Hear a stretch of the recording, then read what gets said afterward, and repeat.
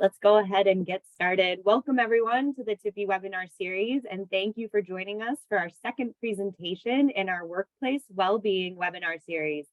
My name is Ashley Durham, and I am the Director of Alumni Engagement at the Tippy College of Business, and I'll be your moderator today. May is Mental Health Awareness Month, and based on the U.S. Surgeon General's framework for workplace mental health and well-being, we have created a 5-part workplace well-being series, where we will provide evidence-based tools for helping you be successful at work and help to promote employee well-being. This series is all in thanks to the research done by our very own Tippy faculty. I would like to thank Stephen Courtwright and all the faculty from our Management and Entrepreneurship Department for their work on this series. It is always a pleasure to partner together to bring the knowledge of our faculty to our alumni and friends across the globe. Today, I am excited to have Beth Livingston and Michele Williams share their presentation entitled Creating Cultures of Inclusion and Belonging and Cultivating Trusted Relationships. Some information before we get started. If you have any questions during the presentation, please type them into the Q&A box, not to be confused with the chat, in your Zoom control panel. I'll bring them up during the Q&A session at the end of the webinar today. And as a reminder, all of our virtual presentations are uploaded to the college's YouTube page with closed captioning following the live webinar event. Finally, you are encouraged to stay until the end of the webinar so that we can gather your thoughts on today's presentation. Your feedback makes our virtual programs even better, so we appreciate you taking time to answer our 4-question survey at the end of the Q&A. I would now like to introduce both Beth and Michele. Beth Livingston is the Sheets Associate Professor of Industrial Relations at the University of Iowa Tippy College of Business. She received her PhD from the University of Florida in 2009 and her MBA from the University of Kentucky in 2004. Her research centers on gender, diversity, and work-family management. Beth also co-authored her book, Shared Sisterhood, which was published by Harvard Business Review Press. Michele Williams is an Associate Professor of Management and Entrepreneurship, a John L. Miklo Faculty Fellow in Entrepreneurship, and a Faculty Scholar at the Smith Family Business Initiative at Cornell University. Her research focuses on the development of cooperative, high-performance interpersonal relationships. Michele examines trust and other relational foundations of collaboration and entrepreneurship, as well as the impact of gender and social categorization on these processes. She speaks widely on the areas of her research and co-authored The Hidden Key to Leading Through Chaos. Thank you both for being here, and I'll let you take it away. Thank you, Ashley. Yes, wonderful to be here. We are very happy to be here and can't wait to talk to you all about connection and community and belonging and building and cultivating trusting relationships. So we just wanted to start with, why are we talking about connection and community? Why is it so important? This study, which is that we're showing you the graph of, is called a meta-analysis. They put together over 300 studies, over 400 samples that relates to over 124,000 people, and looked at, is loneliness increasing over time? And they found that yes, it is. It's not the global, it's not the huge impact that we've been talking about in the news, but it is significant and it reflects something more. Robert Putnam wrote the book Bowling Alone in 2000, and it was republished in 2020, which really looks at the breakdown in social capital, about people being more disconnected. And of course, with the pandemic, this effect increase. So this study looks specifically at loneliness over the pandemic. Did it increase? And across studies, it was shown that loneliness increased. Now, of course, the pandemic was a specific event, right? People were not leaving home, and you would expect loneliness to go up. However, if loneliness is persistent over a long period of time and people don't reestablish those connections, for instance, they continue to work at home, the impacts can be great. And Beth's going to talk about some of the impacts that can happen. Yeah, loneliness is not just something that, as Michele alluded to, is being talked about in the news all the time. We hear it being discussed as this critical social issue. Well, is it really a critical social issue? And indeed, research has demonstrated that loneliness has a strong relationship with key well-being and health outcomes. So you can see here that loneliness is indeed related to depression and depressive symptoms. And research has also shown that the connection between loneliness and depression has been increasing over time, which means that as time has gone on, this was a study done in 2018, so we don't know what the pandemic effect on this is, that the more loneliness that people are reporting, they're also reporting increases in depressive symptoms as well. Another 2018 study found that loneliness was a key risk factor for all causes mortality, which again is one of those critical issues that health and wellness and well-being researchers have been interested in. We also know, based on a 2022 meta-analysis, that loneliness has strong and serious consequences for both physical and mental well-being. This demonstrates that there's this coalescing of key issues. Loneliness has been increasing over time. The pandemic was a specific event that could have, caused or increased the issues that individuals are having with building connections and community, and that there's a real serious cost, physical and human cost, to loneliness in our society. This also means that where and how we deal with loneliness is important. And work is a part of most people's lives. It's where many of us spend many hours of our day, and whether we're sitting shoulder to shoulder or not.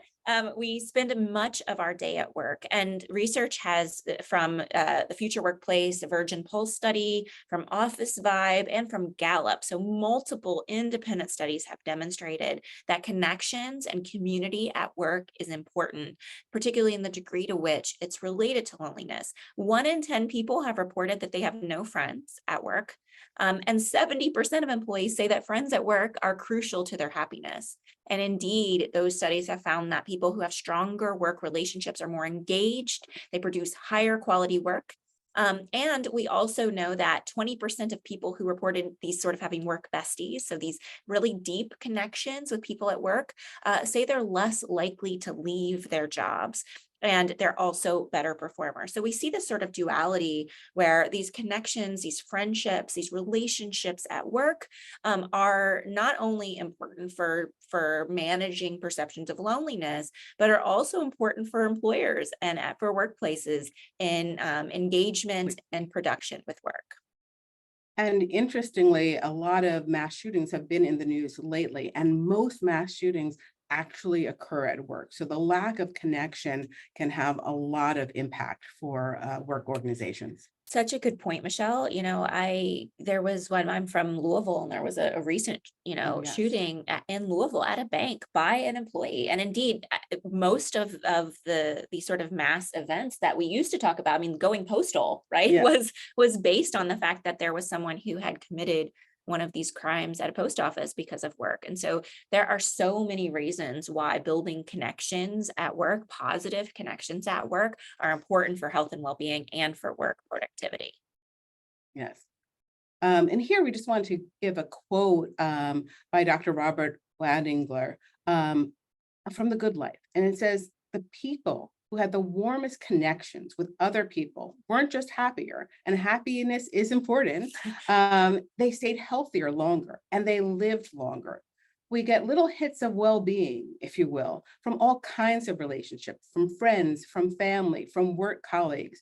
And what's really interesting is that research has shown that even those small interactions with service people at hotels or at the supermarket actually give you that a burst of connection that's really important for your well-being. Yeah, those small interactions, we often overlook them, but they Yeah. can be very energy giving. I mean, if small interactions can be energy draining, which we know they can, then small interactions can absolutely be energy giving as well. But unfortunately, connections at work are harder than you might think. 43% of employees believe their company should be doing more to promote workplace connections. And this is by a 2022 report. And I've been talking to managers who really are talking about hybrid work and how difficult it is to promote connections when half of your employees are in the office and half of them are at home, and making sure you have those daily touch points that aren't just around tasks, but also around human connection.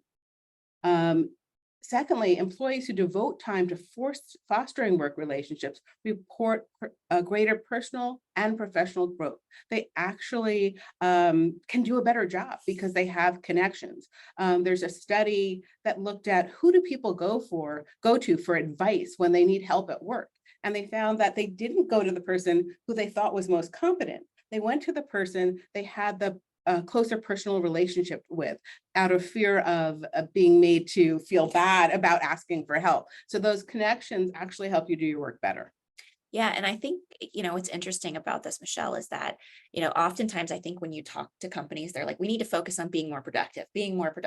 And one of the main things that we want to talk about here is that it's not just good for employee mental health to find ways to foster these connections. It's also good for productivity and for the ways in which employees find mentorship and growth and connection. Exactly. And for coordination, you can coordinate better with people you have a good relationship with. Don't we all know that? Don't we all know that? And with that, we want to ask you all a question. So we're going to pull up a poll here in just a second, but we want you, to ask you very specific about this. But we want you to think right now about a good relationship you have at work and what makes it good. And so Ashley is going to pull up a poll here. It says, what's most important for a good relationship at work? And you can pick as many of these as apply, but we would love to hear from you, and we'll give it a couple of seconds here so that you all can respond and let us know, because when we think about good relationships that you have at work, which of these types of characteristics apply to that relationship? And I'm thinking about my relationships at work and thinking about what these things are. And we're just putting up here so you all can see them. Exactly. And you can pick more than one. So if you think 2 or 3 are equally important, definitely. And here we are here. So we see 92%, 92%, Michele, are saying trust. And we see, again, respect, honesty, caring, and competence and emotional closeness a little lower on there, but really a pronounced winner there, Michele, with trust. Do you think that they knew what was coming? They did. Did they? I'm not sure, but again, I think you really hinted at what was important here, which is trust is the root of connection. And indeed, every time we talk about this, I think that word comes up. Definitely. And we hear it talked about a lot as sort of this root of connection. And all of you all, before we get into defining exactly what trust is, this is just how long we have been talking about this in the sort of popular culture, right? And we all know this. You've been given. You are now on the inside of what I like to call the Burns family circle of trust. Yes, the circle of trust. How many of us have used that? And you have a circle of trust at work, right? I do. When you think about your work group, is it a circle of trust? Or is your circle of trust? So I guess the first thing is then, well, what is trust? Exactly. If trust is so important in our relationships, 92% of you all said, yes, my work connections, that is key. We have popular culture saying there's a circle of trust. Are you inside the circle? Are you outside the circle? So what is trust? Well, trust is the willingness to rely on and be vulnerable to another when there's a possibility of harm. And I think that is, there's a couple of points of this definition that I want to point out here before we talk more in depth about the elements of trust, which is rely on and be vulnerable, right? It's not just, I like this person. Trust is more than just, oh, this person's nice, I like them. There's to be a willingness to make yourself vulnerable. And that vulnerability is in the presence of the possibility of harm, right? So I do think that sometimes there are kind of risk-free forums in which we share parts of our life where there's really no possibility of harm, those anonymity, we share things about ourselves. It doesn't require that you trust the other person on the side of that sharing, right? Because you are making yourself vulnerable, but there's not really a possibility for harming you. So you're thinking about times when, for instance, you share sensitive information with a colleague, or if they there's the potential for harm. They may share it with the wrong person, Absolutely. right? So those are the type of situations that you're thinking about. Absolutely. And what we'll talk about later is there's also the fact that some people actually do have power over you at work and power to enforce that differentiation. And that's when trust becomes even more important. So what are the elements of trust? And there's been research by Mayor Davis and Sherman that looked at what are the key components. And most of the variants in trustworthiness or trust are made up by three key elements. One is ability. So is the person competent to carry out what you're relying on them to do? Second is benevolence. Do they care for your outcomes? Are they going to can they make decisions on your behalf that would take care of your interests? And the third is integrity. Are they reliable? Are they honest? Are they living up to a set of values that you share with them? And so this is called the ABI model of trustworthiness. So it's easy to remember: ability, benevolence, and integrity. So what I'd like to do next is talk about who you would choose to be on your team and why. And these people, Terry, Taylor, and Jess, have a certain amount of trustworthiness.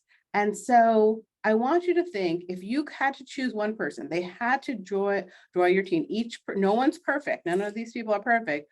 Who would you choose? So I'm going to read you a description of each of these individuals before you have to choose in the poll. Sorry, we're both clicking at the same time. We're both excited. It's fine. Yeah. Okay, Terry is number one, okay? Or choice A. In dealing with you, Terry is a no-nonsense kind of team member. Terry has always acted on the up and up from everything you've seen and heard. Terry always gets things done well and is respected by all. Your attempts to go to lunch, socialize, and build a relationship have always been politely refused. Terry has a number of friends at work, but you do not seem to be one of them. Okay, so think about, do you want Terry on your team? Now, Taylor. You've worked with Taylor for several years. Taylor has always been honest with you and shown genuine concern for others, as well as for the profitability of the business. Taylor has always been particularly good to you, and it's clear that Taylor likes and respects you. Taylor frequently has problems getting customers served on time and does not seem to manage the company's finances well. Taylor does not seem to have clear objectives about what things are important for the operation of the business. So Taylor's the second person you can choose from. Now, Jess is the third. You've always found Jess to have strong skills. You hear Jess commit to getting a report done, then make a snappy remark about hell freezing over. You can recall a number of other occasions when Jess told someone one thing and turned around and told you something entirely different. Jess has always been nice to you and seems to like you. Jess tells you you're a very valuable team member. So are you going to choose to be on your team? Terry, Taylor, or Jess? Okay, the poll's going to open up and you can choose. Yeah, I feel And like this is only one choice. You only one spot on your team. One. You can't choose them all. And also, I feel like I should be doing the Jeopardy music or something, right? Yes. No, I'm not going to sing. Don't worry. No one needs to worry about that. But who would you choose? Should kind of can't see all of them at the same time. But there you go, Taylor. Okay, Terry seems to be winning out. Okay, so what we have here is Terry B got 85%, Taylor 14%, and Jess 1%. So these three people represent different elements of trustworthiness. So Terry is low on benevolence, right? Terry is not your friend, but they're very competent and they're honest. Taylor, on the other hand, is low in competence. They are benevolent and they are have integrity. Jess, on the last one, is low in integrity. They are not honest. They don't seem to, they say one thing and do another. So every time I do this, Jess comes out the lowest. And Terry comes out the highest. What I want to talk to you about is that this flipped with the pandemic. So before the pandemic, people really focused on competence, right? So they wanted to, if they trusted you, you could decrease monitoring because you know that person's going to do what they want.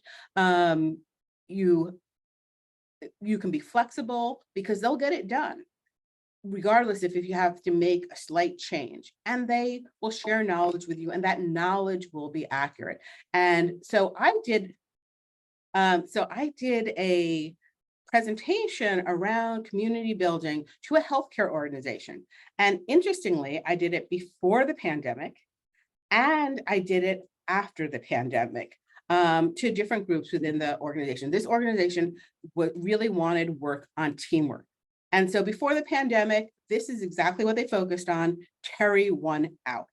Now, after the pandemic, it changed. Is this? Yeah, this was the before. Okay, so we just did. Oops. Okay, after the pandemic, it changed. Trust also, in addition to the things we talked about before, trust also decreases defensive behavior, it decreases malice, and it decreases avoidance. All the things that a benevolent person would not do. And when you have your employees working at home, you want to make sure they're not avoiding the work they have to do. They're not undermining you as you put in new systems to monitor what they're doing, which we found some organizations trying to get around. And so there was a shift. It's not a shift in trust, but it was a shift in what mattered for you to be able to trust someone at work. And today, as you go forward into your job and leading, you can see that benevolence has moved up in what's important for work relationships and what's important for trust. And benevolence, of course, has that underlying element of caring. And so caring is so important to these strong work relationships and to connection, but it's really tied to trustworthiness. I really like the idea of thinking about these three contributors to trustworthiness and to thinking about trust, because often I think if you think about it as one big thing, what you might be talking about why you trust someone might be very different than what someone else.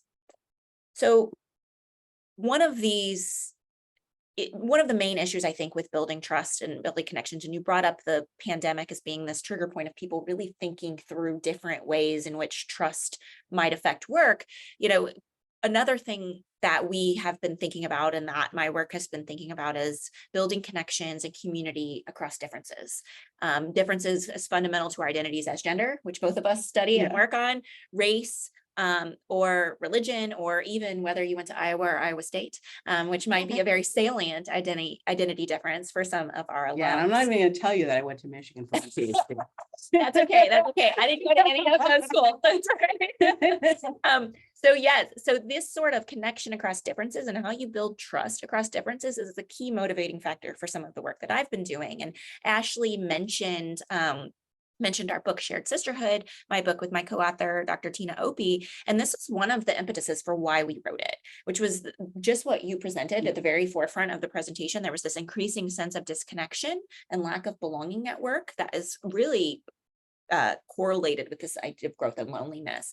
And the research has demonstrated, particularly research in education and on schools, is that this disconnection is particularly strong for people from historically marginalized groups, particularly around race, gender, and sexual orientation. This has been kind of a motivating factor for a lot of the work we've been seeing on allyship, and that allyship behaviors are positioned as this vehicle for improving belonging and inclusion across differences. And when you break this down, what you often see is a lot of the allyship behaviors, although we say just be an ally, a lot of it is really about building trust and finding these ways to connect. And some of the earliest research, we did this pre-pandemic, but some of the earlier research that we did, this is back in 2019, and we're continuing work in this area that we've been probing, looked at women in the workplace and the degree to which they emotionally trust their coworkers. And so we had mentioned earlier that there are these small moments of positivity, of positive connection. And one of those issues of connection is what they call emotional carrying capacity. So the degree to which if I came up to you and you were saying, Beth, how you doing? I could actually feel like I could share my real emotions with you. Okay, this is tough. And that I wouldn't feel like you would use them against me, right? Or that you would dismiss me. So some of these things that you saw with Terry and Taylor and Jess, right? Yeah, Like that could come up in that moment. And this idea of emotional carrying capacity, and what we found was that among Black and other respondent women who were not white, we found that this idea of inclusion and building inclusive climates was not enough to lead women to trust their white counterparts, to share these emotions. And so it wasn't enough just to have a climate that was, inclusive, although it isn't necessary, and we're going to return to that a little bit more, that really there needed to be a little bit of something more to be able to do this. And this was particularly the case when you had interdependent work and you needed to communicate. And you needed to be able to coordinate and say, here, I have this idea. I need to be vulnerable and share this idea that may not be good. And I need to trust that you're not going to use this against me at some period of time. So this was an impetus upon one of the key components of our book, which is about bridging with others, bridging across differences. And bridging across differences is about building authentic connections with people. So whenever we connect at work, we are trying to establish trust by demonstrating vulnerability. You see down there, showing empathy with others, and taking risks. And so, when you are trying to demonstrate vulnerability, right? One of the things that you can do is put yourself out there and take a risk. And not only does that build trust, it's funny that when you're at work, you think about, can I trust others? But it's just as important to feel trusted, to be trusted. Absolutely. And this often, I think in research, we don't accurately capture this give and take, the dyad, what we would call the dyad, that it's not just one-sided. And that's one of the big issues that we've seen with allyship literature too. It's very one-sided, one direction, giving trust. Do I trust, as opposed to how these are relationships. Exactly. And they require give and take. And one of the most recent research that we're doing has really looked at this idea of building connections and sharing that emotional caring capacity, sharing emotions with your coworkers. And one of the things that we found that this taking a risk in a moment of high intensity of, someone says a comment that could be considered as racially charged or racist, or, at the very least, ill-advised, maybe I should say, did someone speak up in that moment? Did they take a risk, even if that person is a boss, to speak up? And for our non-white participants, that was incredibly important for feeling like you could share your real emotions with that person. That moment of taking a risk and making yourself vulnerable in defense of someone else said, okay, I think I can make myself vulnerable with you in return, because there is that give and take between relationships. And we wanted to be able to find that connection. So the difficult thing about trust is that it is slow. It usually is slow to build. It takes years to build because you're taking risks, you're relying on the other person, they're relying on you, but it takes seconds to break, and it can remain broken forever. It's very difficult. It's often difficult to repair. So we're going to take the next moment to talk about how do we build and repair trust.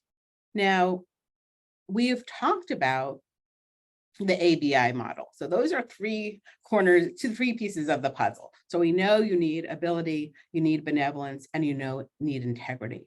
But when we're talking about building trust and repairing trust, there's really a missing piece, and that's interpersonal understanding or empathy. Let me give you an example.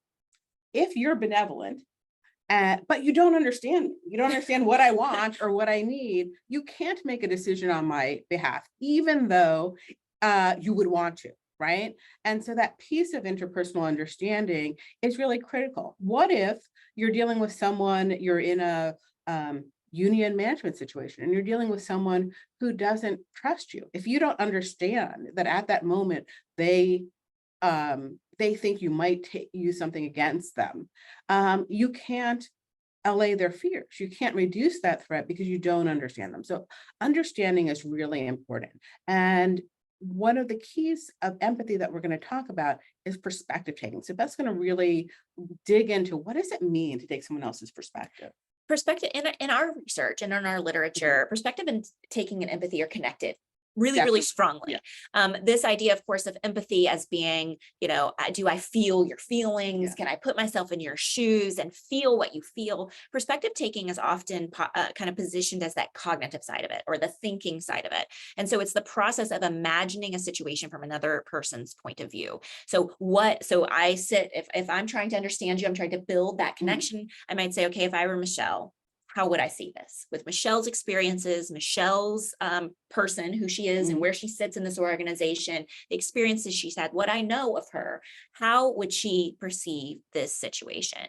That involves me trying to think her thoughts, trying to feel her feels, and try to say, well, how this would affect me, because oftentimes that appraisal part is different. Well, I wouldn't be so sensitive if I were you. Well, you need to put in and say, well, maybe the impact to Michele would be different than the impact to you. Exactly. And I worked a lot with consultants, and you'd have, so I worked with Booz Allen and Hamilton, and some of the consulting partners were ex-military. So the way things affected them were different than the people who were not ex-military. And so you really had to take their perspective to see how the situation was going to affect them. And perspective taking is always accompanies empathy. So you can't feel empathy for someone if you don't understand them, but you can do that cognitive piece and work through that, especially if you don't tend to be a high empathy person. So I used to work at MIT Sloan School, and we had a lot of engineers coming through our business school. And so in terms of perspective taking, we always looked at the cognitive. You can understand cognitively how someone else feels. If they're going to be threatened by something, if something's going to make them angry, you can take appropriate actions without necessarily feeling how they feel in the moment. So perspective taking is really critical in a lot of business situations where you may not be very emotional, but you need to have this information.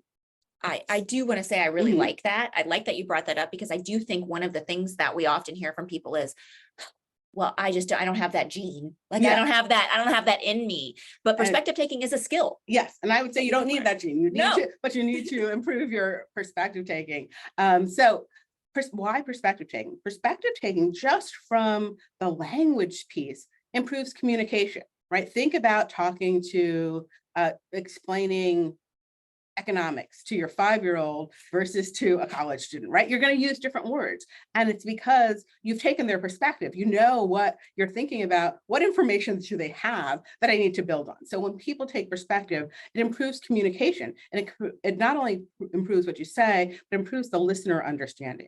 It builds trust. When you take someone's perspective, they're more likely to believe that you're going to be benevolent, that you are going to look out for them. And it helps repair trust. And the reason it helps repair trust is a lot of times trust repair comes with someone apologizing or someone saying, understanding what has happened and trying to make amends in some way. And if you take the person's perspective, you may understand that they believe you've broken trust, even though it seemed perfectly reasonable to you. And you can start to talk about that situation in a different way. You also, when you take their perspective, you can understand, you kind of understand it more globally. Like every single person has broken someone's trust at one point in time, right? So you can understand that experience and you can approach it from a different point of view, not you're wrong or crazy for thinking that way, but I understand how you think. This is what I was thinking when I acted in that way. It also, interestingly, related to Beth's work, it decreases stereotyping. So once you take someone else's perspective, you're more likely, as economists would say, to internalize their wants and needs into your utility function. So you're less likely to stereotype and more likely to treat them as an individual, as a close other. And lastly, it makes people feel understood. And when people feel understood, they feel connected and they feel more likely to open up. So I just wanted to present a tiny bit of data.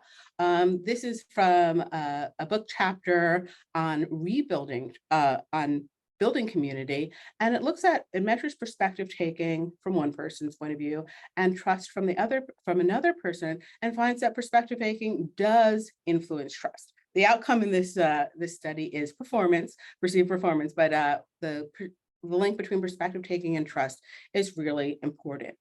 What's interesting that I don't think that many people have talked about is that this perspective taking is actually related to leadership behavior. So when you take other people's perspective, you're a better leader. Not only do people trust you more, do they understand your vision more, they also think that you are better able to execute the things that you are trying to implement. And these are all related to leadership performance. So the graph I've put up here is you rate your own perspective taking, and then a manager rates you on these leadership behaviors: trust, visioning, executing, and on performance. And those are all related.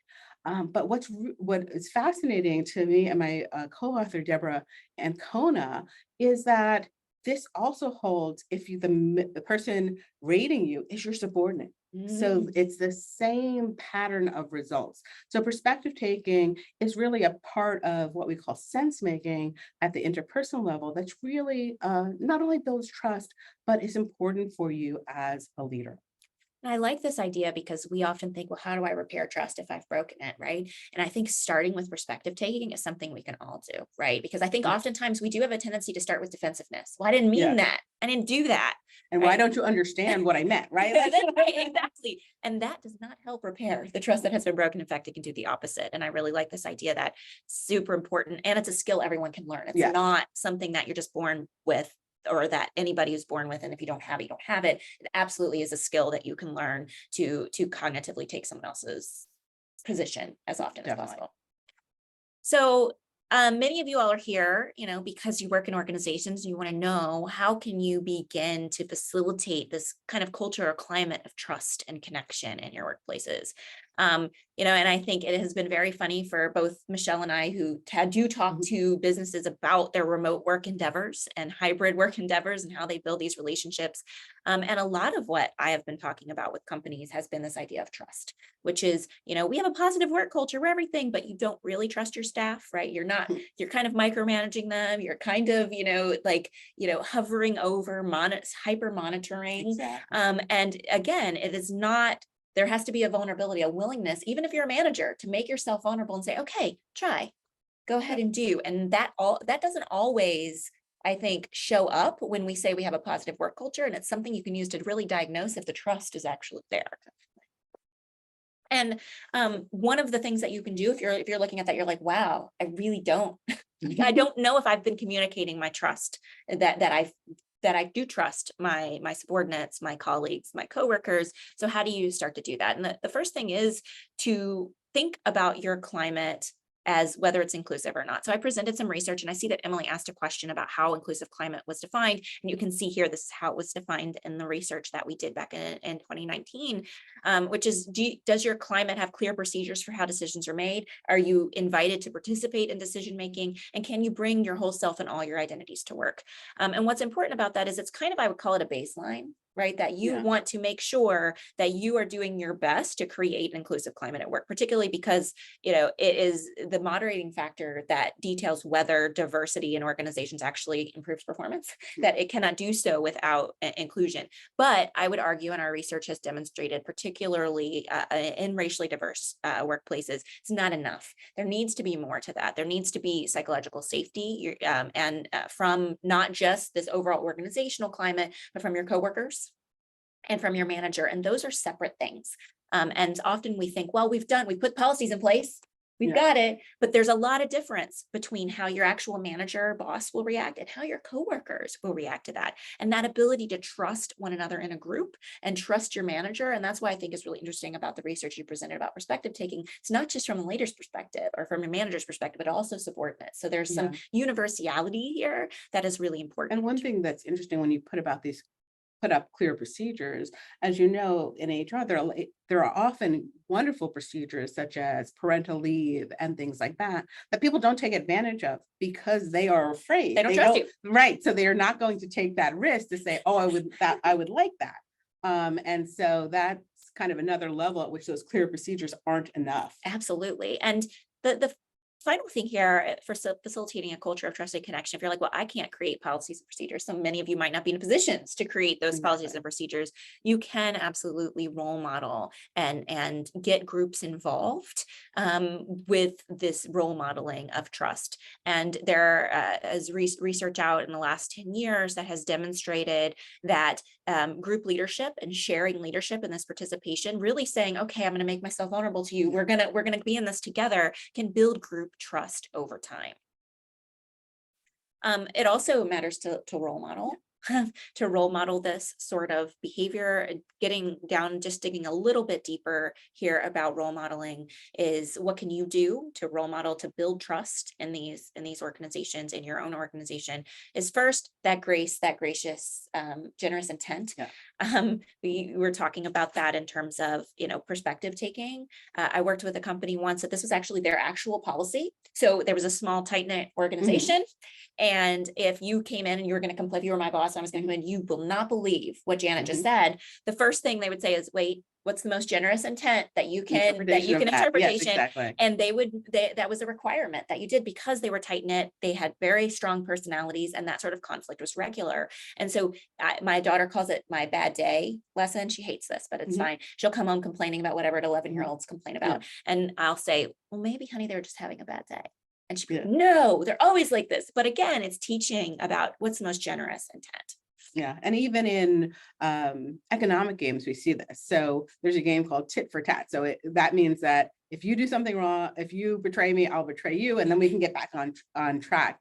And what they found was that tit for two tats actually made stronger relationships and stronger collaboration. So if you forgave the first one and then said, wait, do they do it a second time? Because you made a forgiving attribution for the first one, it actually built strong relationships and collaboration. I love that lesson so much, because often I think when we talk about economists, we often are like, well, there's just this severe cold rationality. Well, forgiveness and generous intention can be very rational. Exactly. I think that's important. And then perspective taking and empathy, which we've already talked about, role model those behaviors, learn those skills. If you know perspective taking is hard for you, then work on it, build it. And then the final thing here, which is figure out what power you have in your place in the world and your place in the organization, and figure out where you can take risks, where you can demonstrate your trustworthiness, that you can then, by taking a risk, you make yourself vulnerable and you inspire others to make themselves vulnerable in return. So in conclusion, we wanted to send you forth with practice today. What are the things that you can do to get some of these relationship and trust building skills under your belt? One is to record or journal about them, write about your, what things you've done every day to try to build relationships. And these can be small moves, right? You can write on a Post-it, ask Mary about her weekend with, camping or something like that, so that you remember to kind of build those relationships, even though the person may be remote, and it would be easy just to jump into the task. You want to solicit feedback. Multi-rater feedback is great. Ask your subordinates, ask your boss, because you may actually interact slightly differently with those people. Take others' perspective. And when I say that, I am not trying to say that perspective taking is easy. In fact, research shows that people are horrible perspective takers. They're just really bad at it. They're good at it. They think they're good, but they're terrible. And when you take perspective, that's got to be an iterative process. So if you take someone's perspective, for instance, and you try to help them because you think they need help, and they bite your head off, instead of thinking, wow, they're a horrible person, you could think, gosh, I got that wrong. I thought they wanted my help, but really what they wanted was more time on their own, or they wanted, whatever it is that they wanted. So take those failures in perspective taking as kind of with graciousness, as Beth was saying, as something that you can use as information and iterate. One way I try to think about perspective taking, it's like gift giving. Right? So say you move into a new neighborhood. I moved from New York to Iowa. Your neighbors invite you to a party and you bring a gift, and they look at it and they go, oh, that's so nice, because they're Iowa nice. So they say thank you, even though you can tell they hate this gift, right? But you live next to them for the next 10 years. And by the 10th year, you bring them a gift. I'm like, oh, that's exactly what I wanted. How do you know? Because you failed so many times. So instead of thinking of failing at perspective taking as either you're not good at it or it's the other person's unreasonable, think about it as an iterative learning. And to do that, stay curious, ask questions, say, gee, I wasn't expecting that reaction. What were you thinking about this? Or what, how do you see this? Asking questions is actually the best way to learn about someone else's perspective because it can't stay all in your mind. And the last one is practice generative listening, right? And that's about that generous interpretation. Can you listen and give that other person, when you reframe it for them and you're reflecting their statement, can you reflect it with a generous interpretation as the best version of themselves? Right? Because I know you would want to treat me fairly, that, right? And see and invite them to rise to the best version of themselves as you listen. I love that. I love that. Invite them to rise to the best version of themselves. I should write that down. That's really, really good. I like it. So the last thing that we're going to ask you all to do is a reflection question. So I'm going to pop over to a site. There will be a link in the chat that you can click on. And I'm going to ask you all to just share a little bit of something that you all are thinking. So you can kind of see here. We'll just kind of go here. Go to this website. You don't have to create an account or anything. So you can click on it in the chat, or you can go to menti.com, right? www.menti.com. And then it'll ask you for a code. And I'm just going to read this out loud because we might have people on who are visually impaired. Yeah, absolutely. So the code is 1405 5604. And I'll read that one more time. 1405 5604. And the question again is, what can you do today to make your workplace more supportive for connections at work? Yeah, and let's see what people are sharing. So the first thing here is reach out to ask how their day is going. Definitely. Perspective taking, practice your own vulnerability, be a better listener. I always love when that comes up. I feel like I'm never a good enough listener. I did an exercise once where you had to listen for 6 minutes. And I thought, well, what could I say for 6 minutes? And then I realized the hardest part was listening for 6 minutes. And it made me realize that I had a neighbor, an office neighbor, who always would talk to me and I'd try to walk away and continue my work. And I was like, I didn't listen to them for 6 minutes. And I started saying, okay, I'm going to give them 6 minutes. And they finished and they were very happy and they felt heard. I was like, 6 minutes isn't too much to ask to give to someone. I love that. And that is a really great lesson. And look at this, follow up on prior conversations, talk about things that aren't necessarily work related. I love the simple things, right? Ask how they're doing. Yeah. This one I love. Use their name when you greet them and use their preferred name. Yeah. That is so important to people. Absolutely. Can you repeat how to ask a perspective question, encouraging their better self, encourage people to rise to their better self, right? So if you could repeat, Oh yeah. So someone could make a comment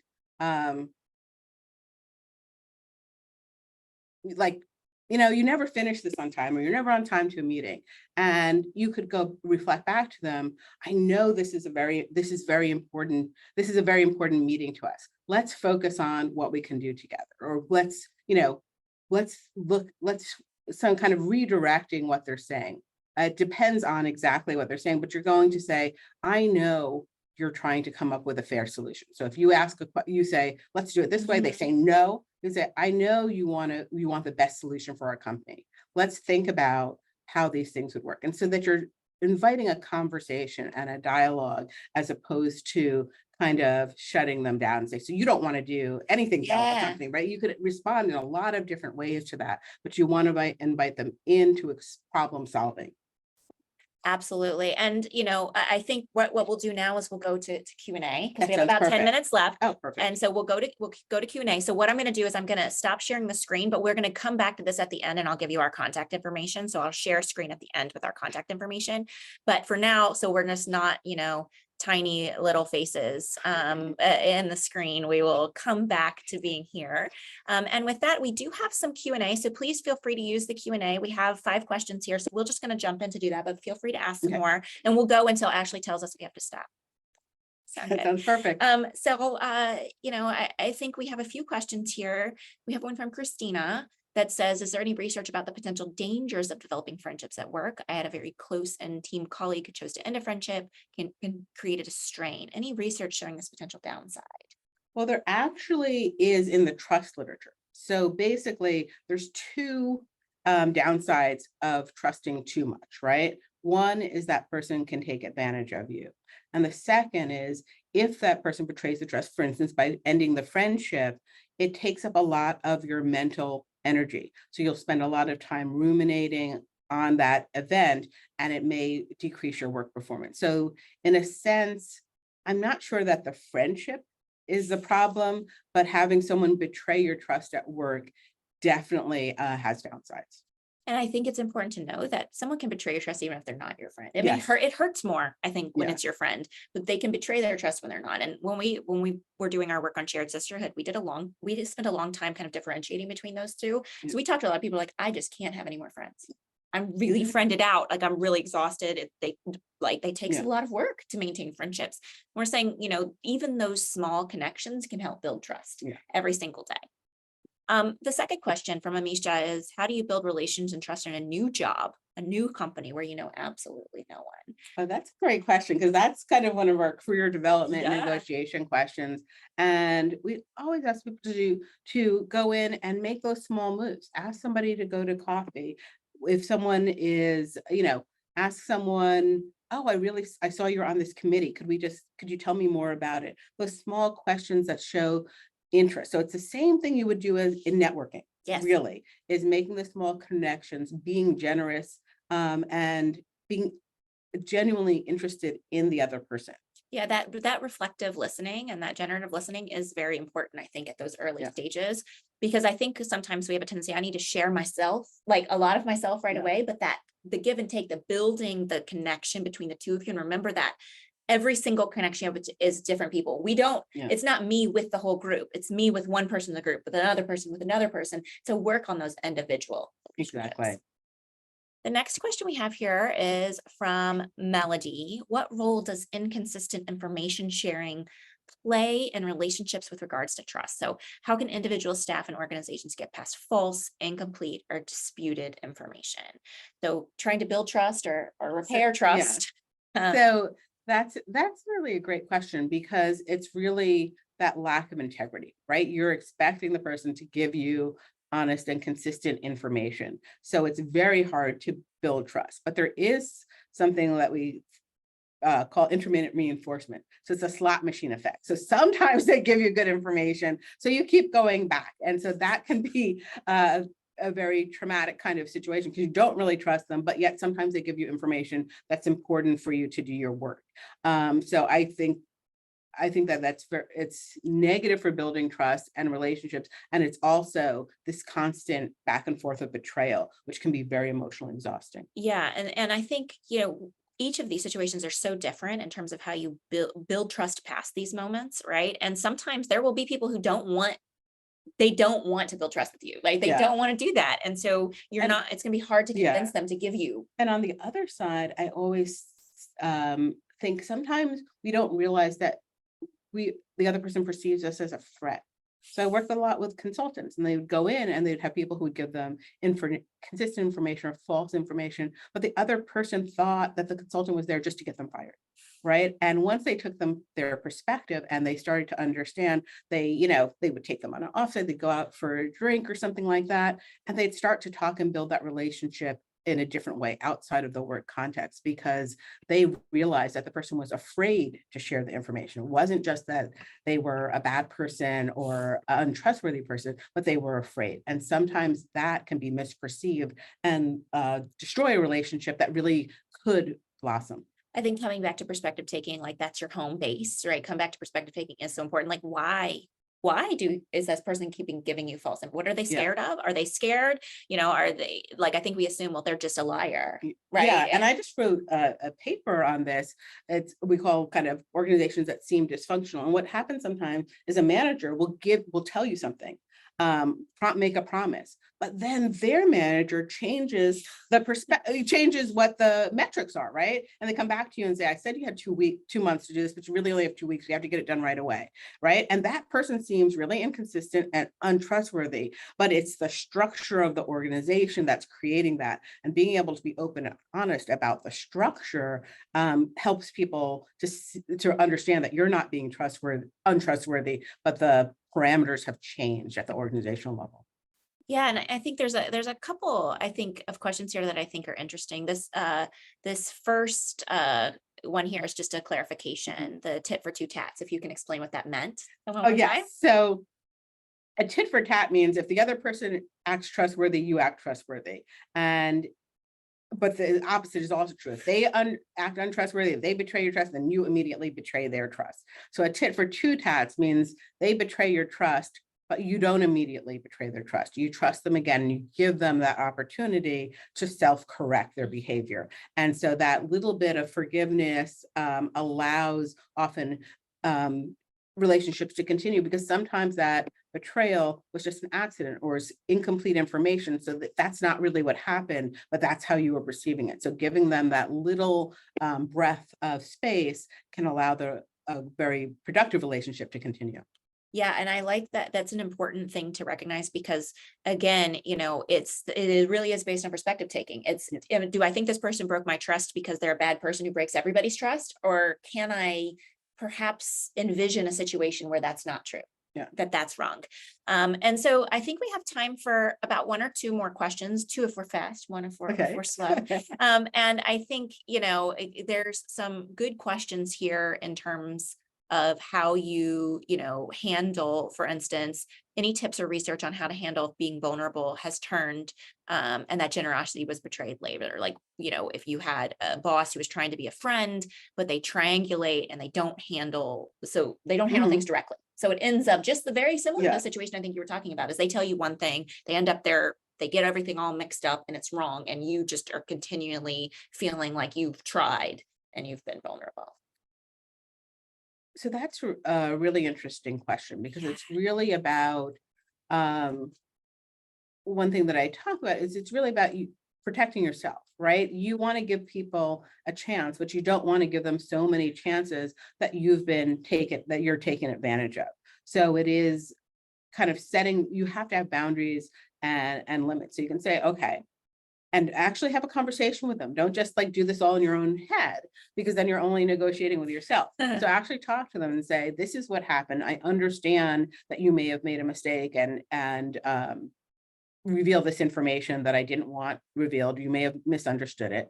And then that's one time, right? But then if they do it again and again, then you realize that's a pattern. So what we're looking for is consistency in behavior.